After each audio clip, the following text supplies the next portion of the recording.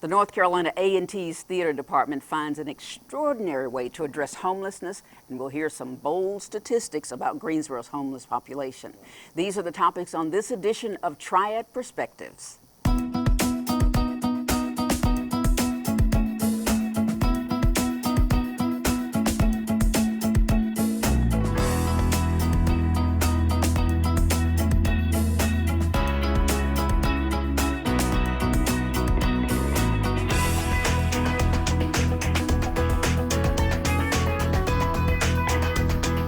Hello and welcome to Triad Perspectives, an informative show introduced by North Carolina Agricultural and Technical State University. I'm your host, Sandra Hughes. Each week we bring you a community and campus news. Well, today we're connecting the two as we dedicate our entire segment to a growing concern in our community: homelessness. We'll show you what creative measures are being taken right here on North Carolina A&T's campus in an effort to put the spotlight on homelessness, as we'll also be joined by members of our theater department. Also, members of the Greensboro Urban Ministries Weaver House are here, and we'll give them an overview of the services we have and what they have, an outlook on Greensboro's homeless population. Our first guest has made us aware of homeless crisis by the way of the Paul Robeson Theater, located here on campus. It's the compelling play called No Dwelling, and it illustrates the true emotional beginning behind poverty and homelessness. The play is described as powerful and informative, and everyone I've talked to says they just love it. Join me now in welcoming actor, director, playwright, and professor in the theater department, Mr. Miller Lucky. Thank you for joining us, Miller. I've known you for a million years. It's been a long time. It has been. And also we have a student who is Dominique Williams, yes, who is also a major in theater. And I hear you doing very well.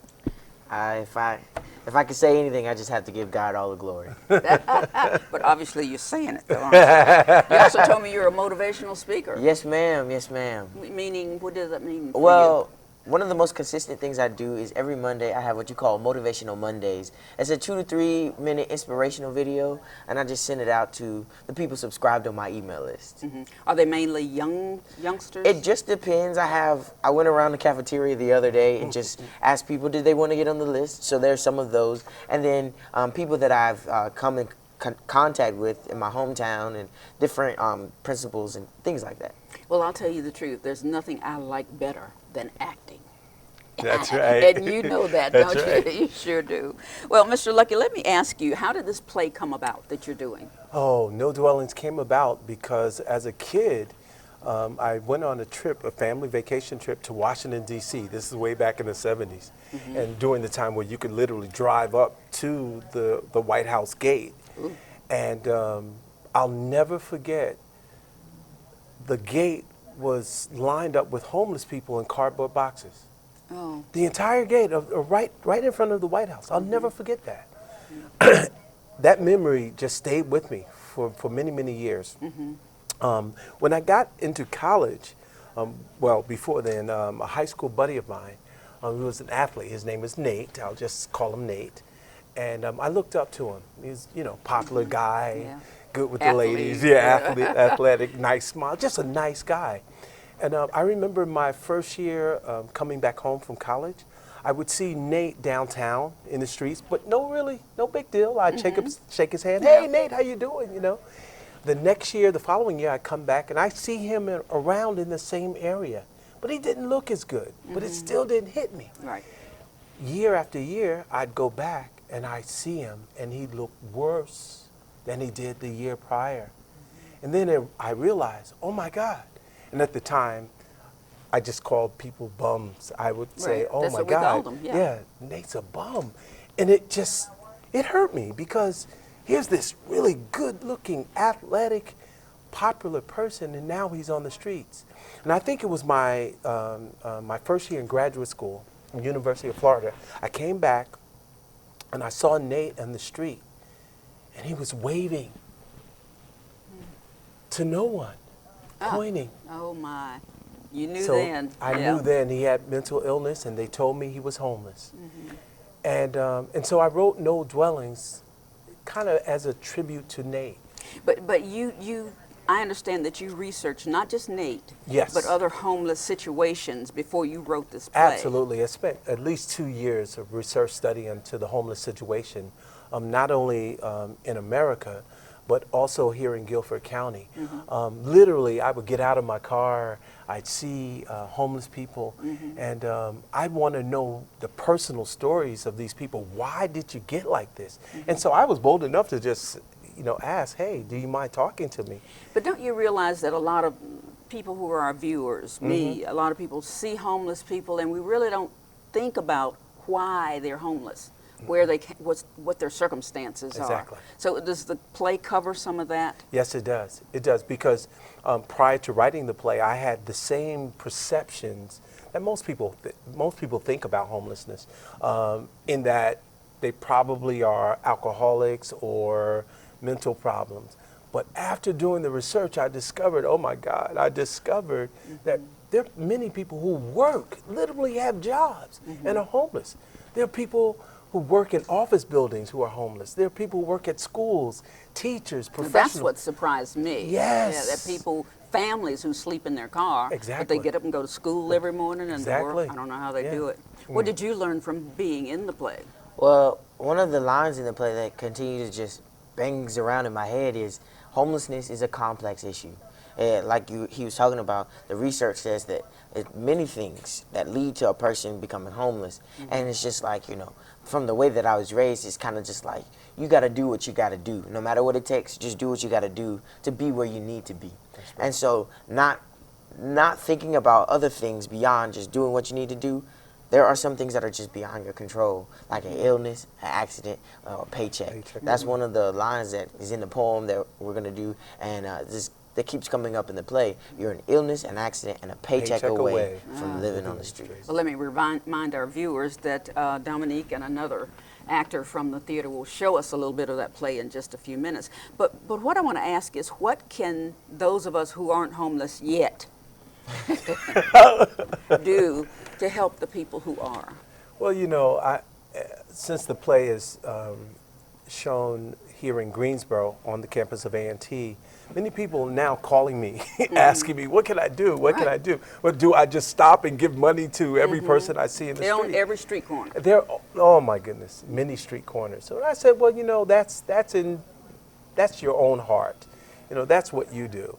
But what I would do is support the organizations that support the homeless. Go find out, do they need supplies? The homeless, there are many things that they need. Socks, things that we take for granted. Water, toilet tissue, Band-Aids.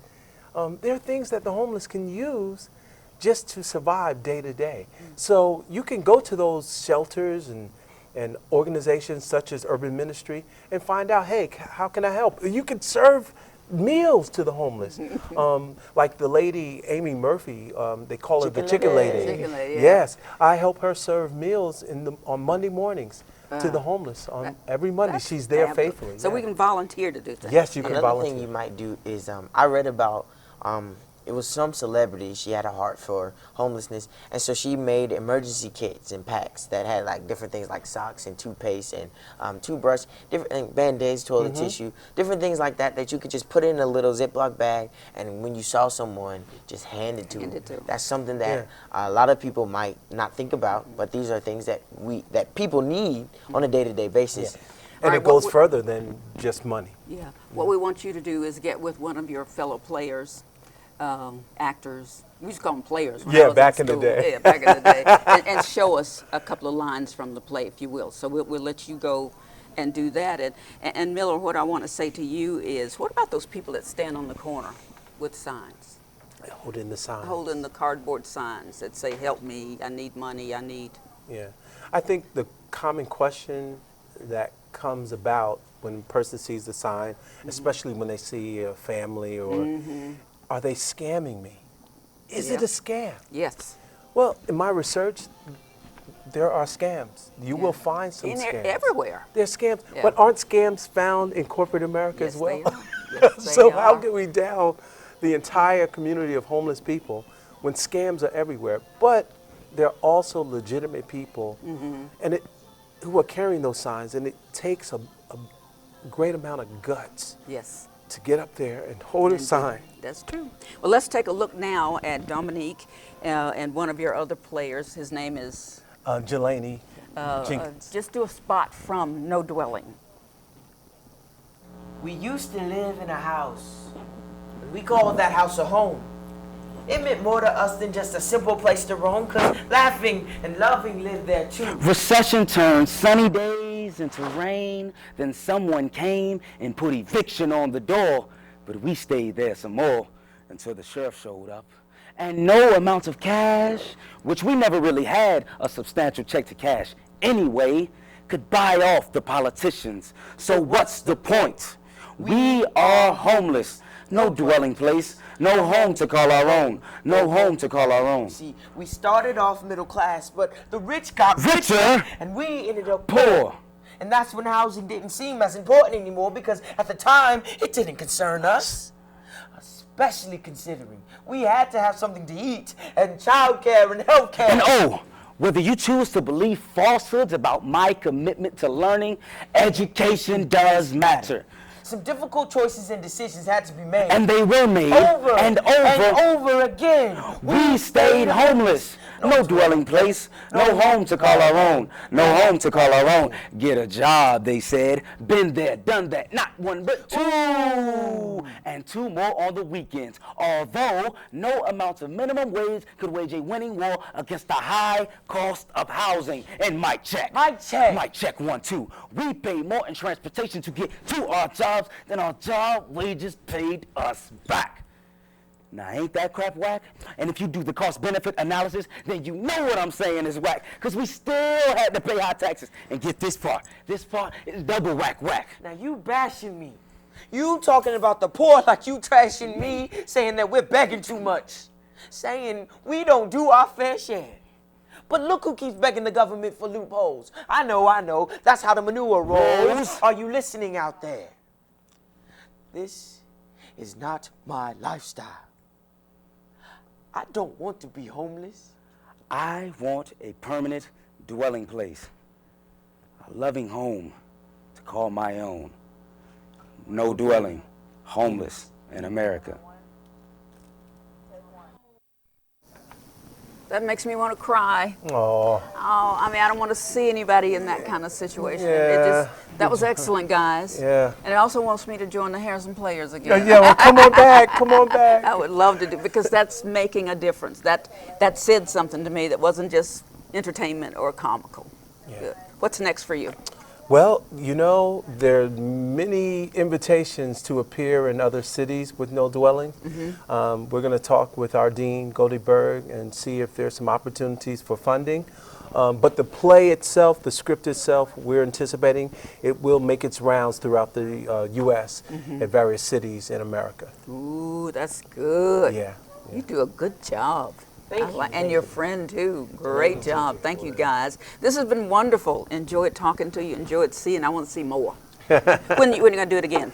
Well, it's to be announced. We'll see. Okay. Yeah. Well, be sure and let us know, and We will. and I'll tell our viewers so that we can come and listen to what we need to know. Right. Okay. Thank you, Lucker. Thank you. Good to see you, Dominique. Good to see you. Good job. Keep at it. I'll see you. I'll see you on the big screen one of these days. Whatever happens. Yeah.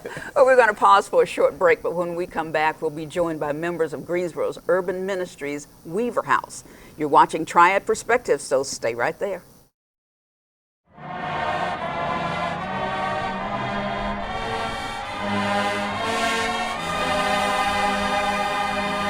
This is the North Carolina A&T State University Historical Minute.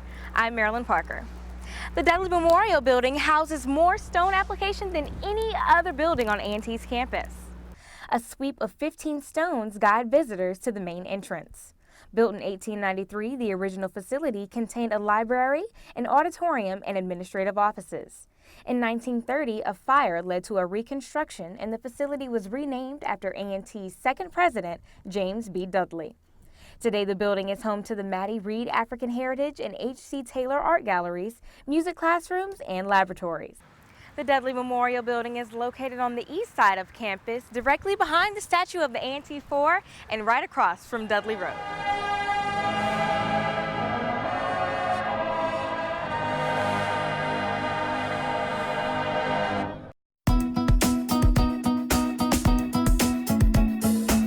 Welcome back to Triad Perspectives. If you're just joining us, we're speaking about a growing concern in our community, homelessness. Joining us now from Greensboro Urban Ministry are the director of Weaver House, who is Michael Pearson, and the assistant director, John Wilson. Have I got that mixed? That's correct. I got it right. That's Okay. correct. I've been calling him John and him. Do it all over the place. Nice to have you both with us, because we just saw a little bit of a play that A&T is doing called No Dwelling. And I'm looking here, you both are at the Weaver House. Yes, ma'am. So Correct. what is the Weaver House, Michael? The Weaver House is a shelter that provides temporary housing for individuals who are displaced. Temporary meaning a day, two? Anywhere between 30 days to 90 days. For the most part, is how much they need until they can establish housing. So you're very flexible about that. We try to be. So how does a person qualify to be at Weaver House? Just have to be homeless. I mean, but how do you know if they're homeless?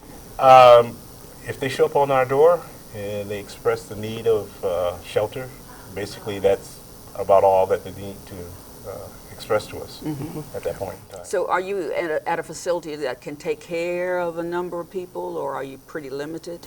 We have 100 beds, 16 women and 84 men. Why is that? Why so many for the men, not us women?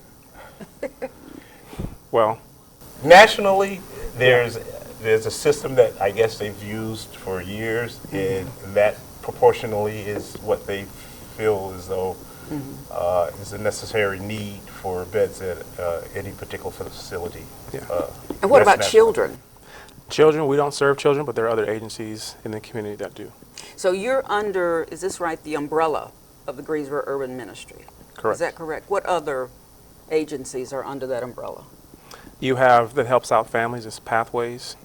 Partnership Village is also another entity of Greensboro Urban Ministry. We also have the EAP, the Emergency Assistance Program, and also Potter House, which is a feeding program that we have in the food bank.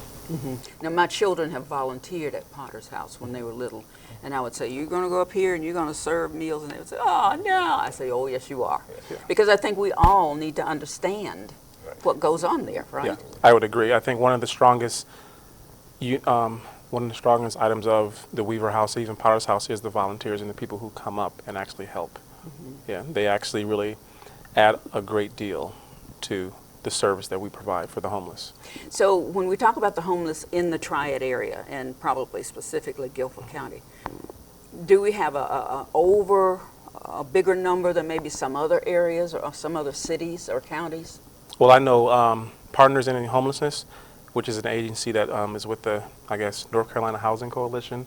They actually put together some statistics on what is homelessness, in particular in the North Carolina area. And as far as getting an exact number of what homelessness is, there's a wide gap.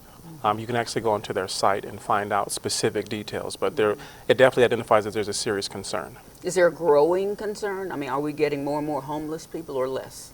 I think from the years I've been with Urban Ministry or Greensboro, the Weaver House, for 8 years, and it's pretty much has increased. There's been no decrease. I would definitely, our beds remain full through year out, through the year.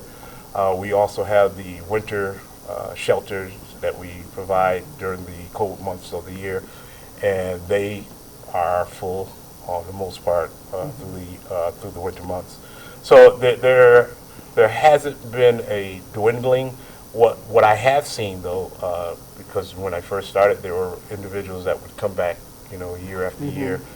I've seen less of that, which is attributed to permanent housing, people becoming permanently housed, and that's what we're trying to work towards. Yeah, so I was going to ask, is that one of your goals, is to get people off the street and out of Weaver House into their own place? Correct. What's one of the ways you do that? Well, we have case managers that help with that rapid rehousing. And then I know one of the things that John and myself have been doing is really working with them, finding out what are their barriers and what is preventing them from housing. Sometimes it's job related, and so we have job specialists that kind of work with them, trying to help them find out about what jobs are out there. Do you ever go out looking for homeless people to bring them to the shelter? Well, I just became aware of that. Is it the IRC? The IRC, they have an outreach team that definitely they do go out. Particularly, we don't have to. They come to our door on a constant. We get several calls daily from male and females, and basically, if we're full, we have to deny because we don't have the room. Well, here's the thing that I've heard that really concerns me. I hear about families that live in their cars. How can a family, let's say if you got a mother, dad, and 2 kids, how do they live in a car? Well, everyone has to find the means, and sometimes when there is no housing, I guess that's the means sometimes.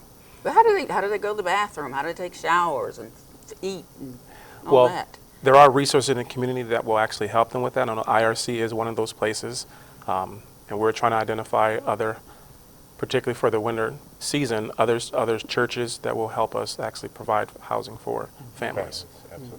Well, I've also heard that some people who are homeless don't want to go to a shelter because they don't want to follow the rules. What's that about? And basically, you do have individuals that have a disdain towards rules and regulations. We do have to have those in place for the safety of everyone concerned. And some people just like that free spirit, I want to live out in the wide open spaces. And sometimes, though, the weather gets a little rough, and we do, from time to time, see individuals of that nature come in for a period of time. Then once the weather gets back to suitable living conditions, then they'll move back out. So. Yeah. And something that also has to be considered about why people don't like following rules has a lot to do with if they have any kind of mental health addiction or mental health issue or addiction, because that actually comes into play. You mean like smoking, drinking? Smoking, drinking, psychosis, if they happen to be delusional, if they happen to be bipolar, a lot of those behaviorisms affect whether or not if they really want to follow a rule or if they're capable. Capable, right, of living in an environment. So if you could make the Weaver House something, let's say, move forward, what do you want to see it be?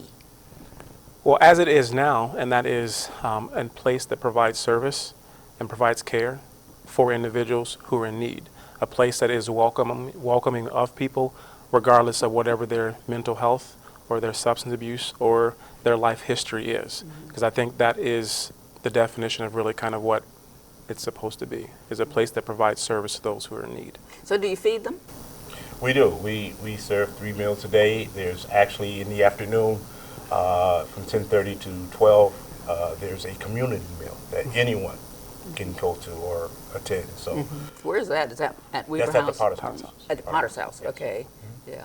And so after a family's been there for 90 days, let's say, or well, a man and a female. Yeah. And they don't, if you're a husband and wife, you're not together. Correct. Right? The men sleep on one side and the women sleep on another Correct. side. So after they're there, let's say 90 days, how do you encourage them to move forward? Well, Several methods. Several- We actually check on them periodically to make sure that they are meeting with their case manager for the housing portion of it.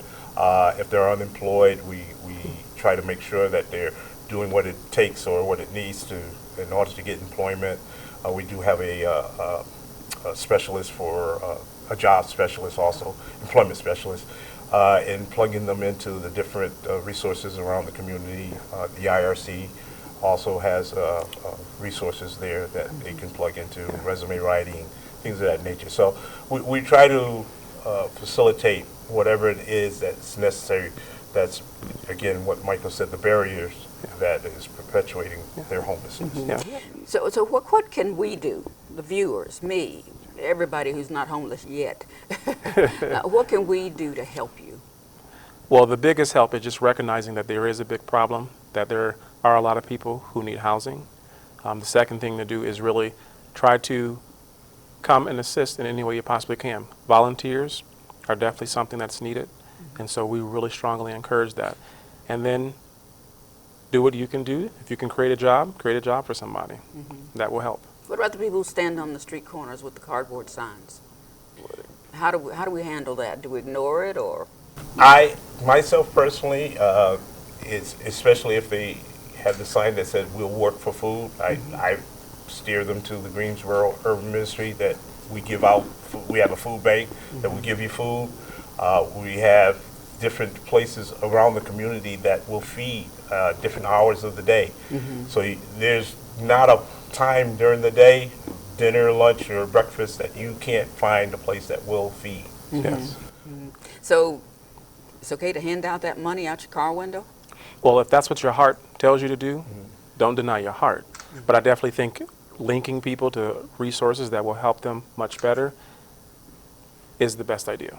That old saying, you can give a person a fish one day, but if you teach them how to fish, you know, they can feed. I like that. I've heard that before. Yeah. My family at Christmas comes from around the country, and we ask them all to bring items like deodorant, mouthwash, toothpaste, and bring it, and we put it in one big barrel kind of thing. It's a tradition in our family that we take to, I guess it's Potter's House. It's right there on Lee Street. But Yes. now it's what, Gate City? Gate City. Gate City Boulevard, yeah. And it seems like what we're doing is not enough, but obviously, I guess any little bit helps. Huh? Absolutely. That's correct. Yes. So if let's say if I'm a person that I don't have any money, but I want to do a little something all the time, what would you suggest for me? We have volunteer services. Basically, Gail Gold-Lewis is our volunteer coordinator, and if you want to volunteer, just go there. They have a, what do they call it, class that they have.